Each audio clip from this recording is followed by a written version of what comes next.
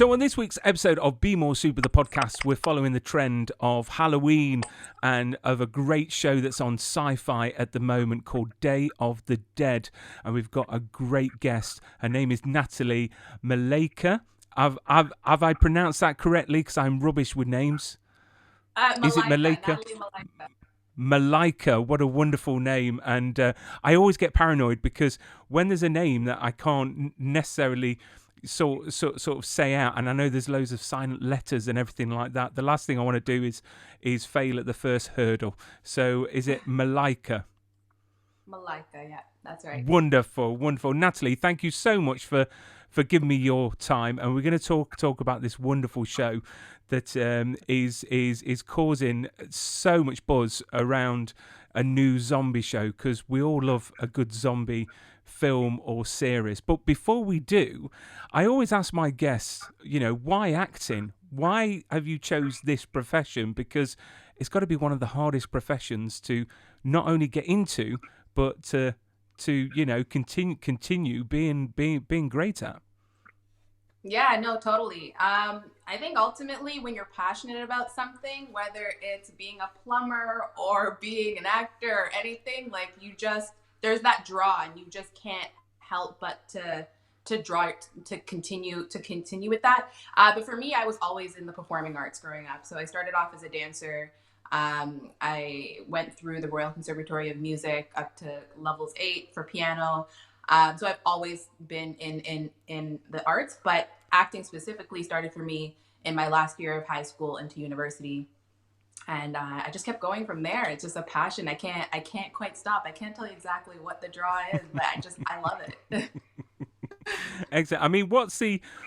Now obviously you're making waves now, and you've got this great role on this show. What's the best thing and the worst thing about being an actor in this industry? Because it's got to have its highs and it's got to have its lows. For you, what is the worst and the best thing about being an actor?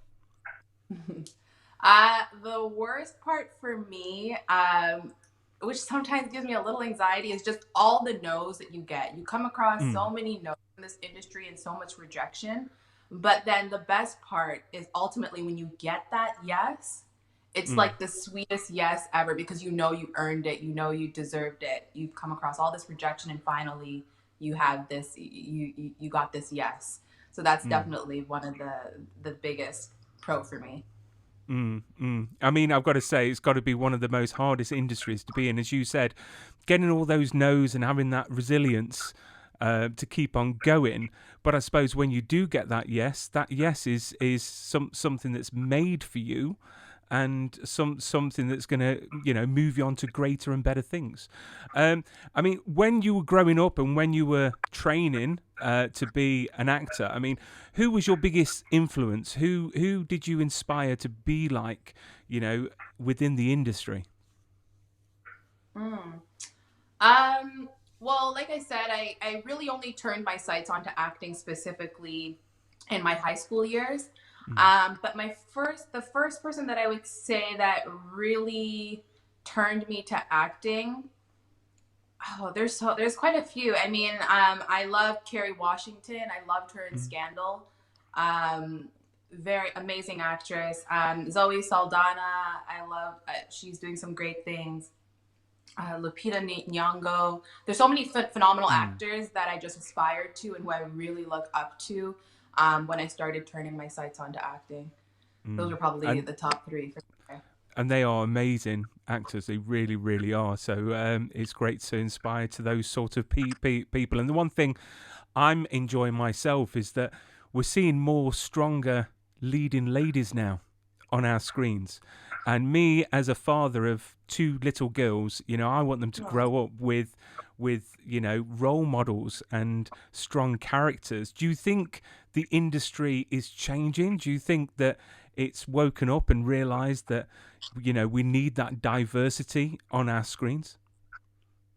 Yeah, especially in the last year with everything that's been going on with like the Black Lives Matter movement and all these different movements that are going on to encourage more diversity on screen. I think we are seeing a shift now. Mm. We are seeing more powerful women on screen and diversity. And I think that's what drew me to the script for the show of Day of the Dead, was that there were Mm. so many strong, powerful women, and we need more of that on television. So I love that the creators wrote the women like this.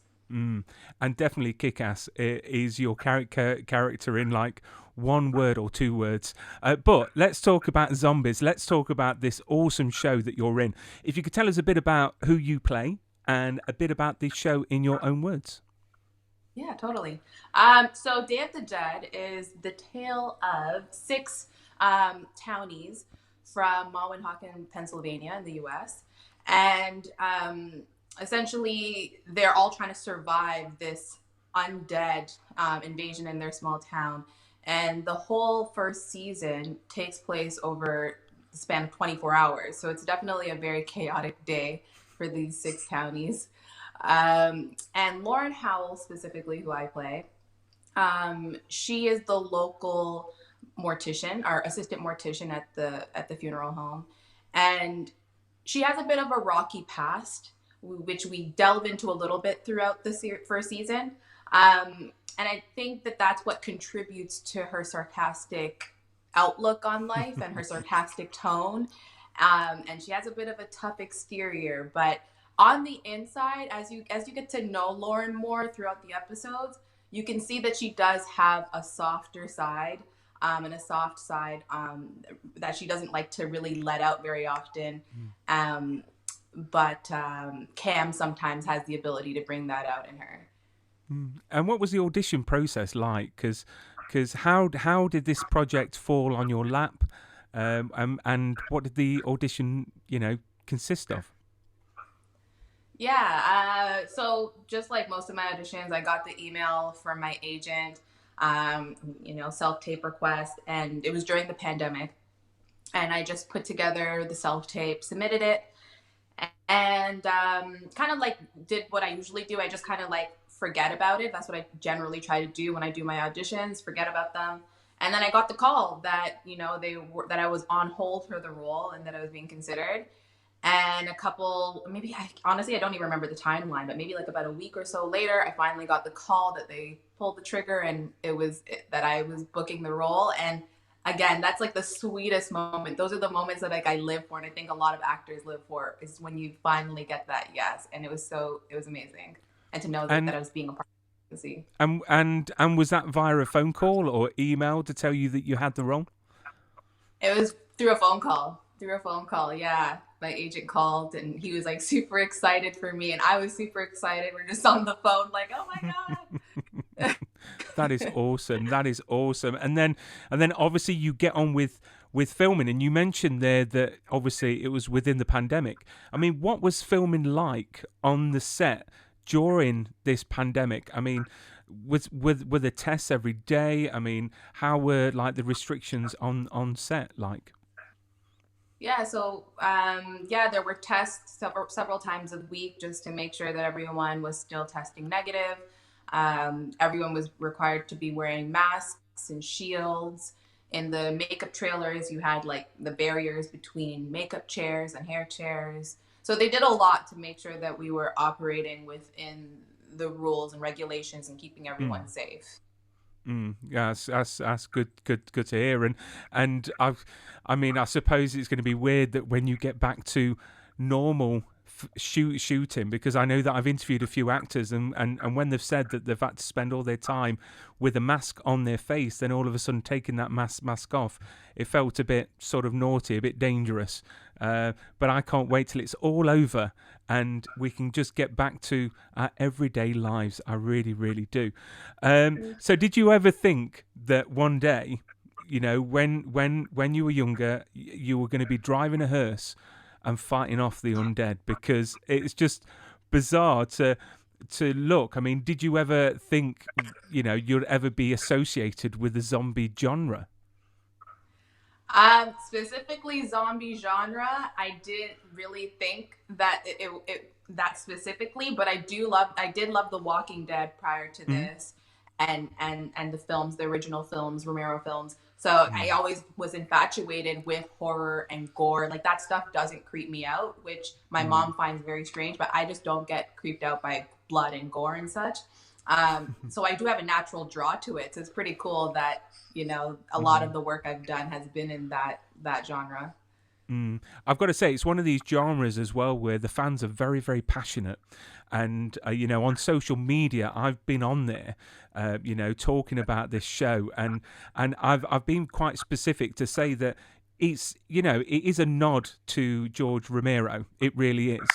But you've got to go into it, watching it as if you're not going to be watching a George Romero show because, you know, it's got humour, it's got amazing special effects, and you know, the writing is awesome, and the one-liners. I think that people get hung up on the classics, and they need to realise that things move forwards, and the fact that we're getting another zombie series is awesome because it's keeping things alive. I know that's quite a funny word to say because we're talking about the undead, but it's keeping the franchise, you know, alive. So you know, preparing for the show and preparing for the part of Lauren, what did you have to do? I mean, did you research, you know, a lot of, you know, the zombie genre, and how did you generate the character of Lauren? Was it all on paper, or did you put your spin on it?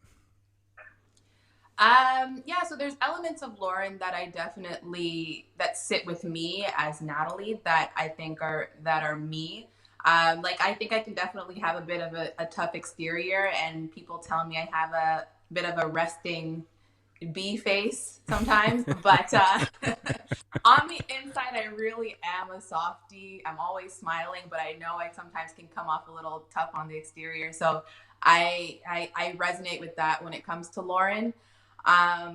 In terms of prep work, I did my normal thing of like obviously reading the script and refamiliarizing myself with the films and the franchise. And also because she's a mortician, I took it upon myself to go and visit a funeral home, which Wow. I wasn't told I needed to do.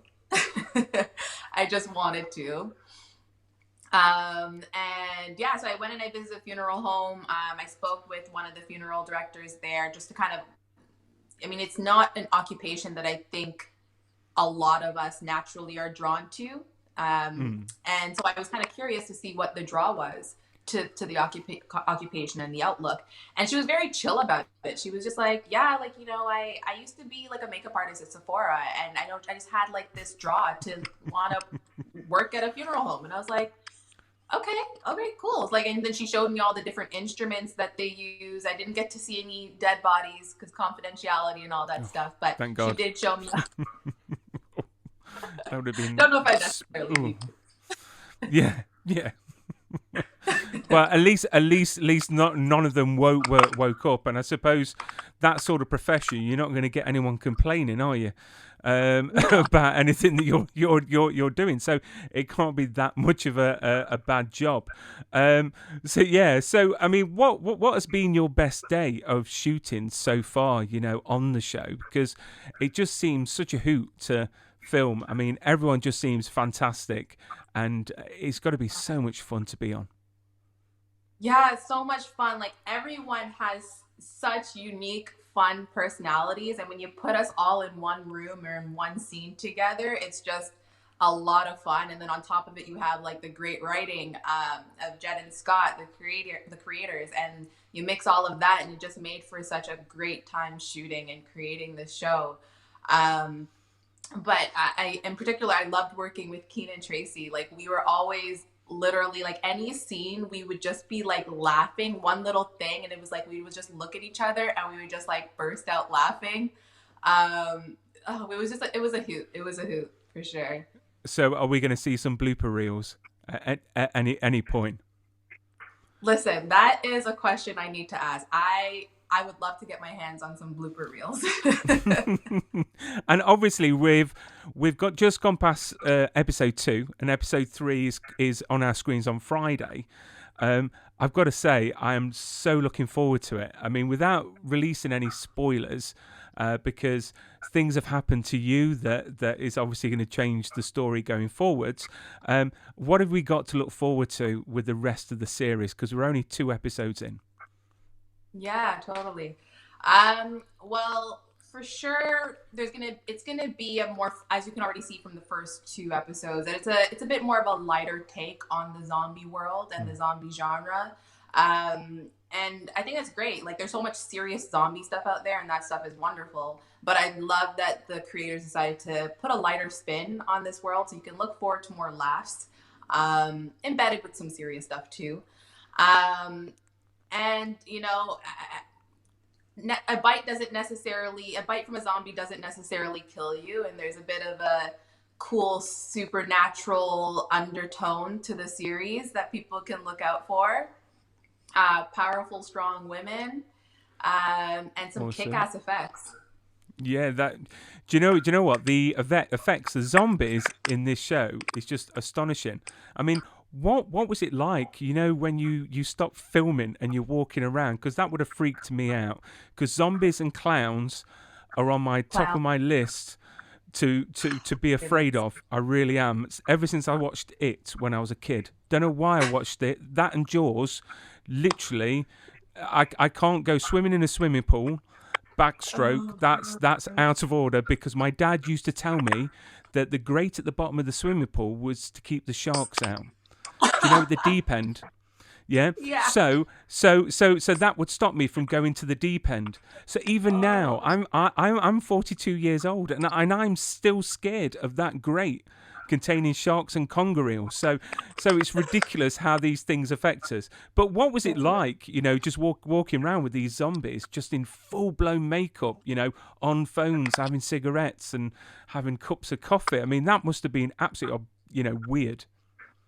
Yeah, it was strange, and like they would show up as themselves without the makeup and whatnot, and you know who they are, but then they come out of the makeup trailer and they have all of their makeup on and their wardrobe and everything, and it just makes it so real. You can't identify who's who, and then they're supposed to be chasing after you. So a lot of the scenes where, at least for me, where I'm running away from zombies are very real, are very Mm. it makes it easy to slip into that world and slip into that mindset when you have zombies on your tail. And also behind the scenes, when you get all the body parts and the zombies are eating, what are they actually eating? What are those things made out of? Because again, that is absolutely gross. I just my stomach turns when I watch that. I mean, is that actual food with just food coloring on? I mean, what is it? Yeah. So I'm not 100% sure what everything is, but I know that it was very sticky. So there's some sort of like sugar element to it. I think they did say that they were using some sort of chocolate sauce or something like Mm. that. And then they put food coloring in it. So like when the zombies are eating it, it doesn't actually taste that bad. Because I asked them every time I would see them eating it, I'm like, does it taste gross? Like, what does that taste like? They're like, oh, it's just like some sort of like chocolate. It tastes like chocolate. I was like, okay. Weird. There's some other bits. I know they use like, I think, uh, banana, like mushed banana, uh, a whole bunch of different stuff. Yeah, Aren't you glad that edible. you're not a zombie and you don't have to eat all these things? Because that would be a closer for me. I could not do that.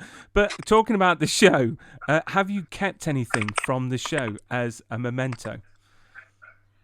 I kept Lauren's boots and the pants because I think those pants are badass, and the combat boots are amazing. They're basically like somewhat like Doc Martens, and I love Hmm. that style. That is awesome. That is awesome because you sometimes get people that say, "I didn't really keep a lot of stuff, but obviously, shoes, clothes, it seems That's fine as long hers. as it wasn't like the hearse or anything like that." So obviously we've got plenty of episodes to go. I mean, are you now just putting your feet up and relaxing, or are you getting ready to go on to future adventures? Career wise. Career wise, I just wrapped on two different films, so I've been quite busy the last few months, but kind of a little bit of a lull right now. Gearing up to hopefully do a little bit of traveling. But yeah, I've been keeping busy. Yeah, good, good, good. And looking at your IMDb, I've got to say, your trivia side of things is rather lacking. So I think we need to get some stuff on your trivia, some stuff that your fans and your followers can find out about. So let's spice up your IMDb. So, Natalie, what makes you angry? What really makes you angry? Oh, slow walkers.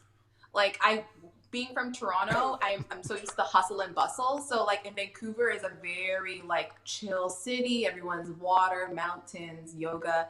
And so like I'm just such a city girl that when people are like walking slowly in front of me, that really like, come on, like walk up. Like that makes me angry.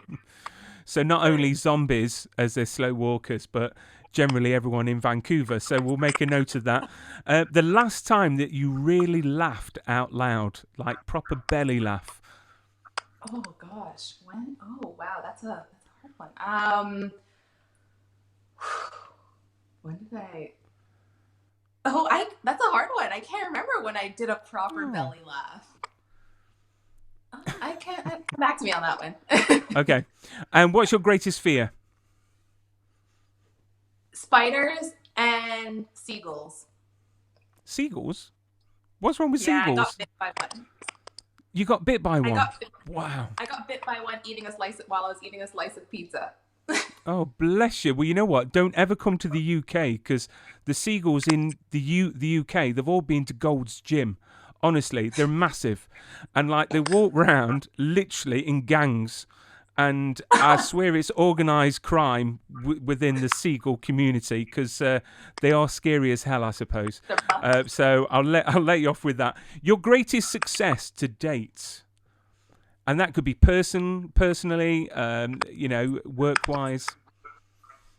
My greatest success, I overcame the fear of traveling solo. It was something I always wanted to do, was travel solo, but I never thought I would actually do it. And I did it, and I absolutely loved it. And where did you travel to? I was living in Singapore. I was living in Singapore a few years ago, and I traveled all of like Southeast Asia. I did Hong Kong, South Korea. So most of Asia. Wow, get you. I wouldn't do that, to be honest. That would scare the hell out of me. But obviously, you're a stronger, more independent woman than I am. So well done. So, and lastly, your party trick. So, if you was at a party, have you got a party trick? Something that you can show off? Party trick.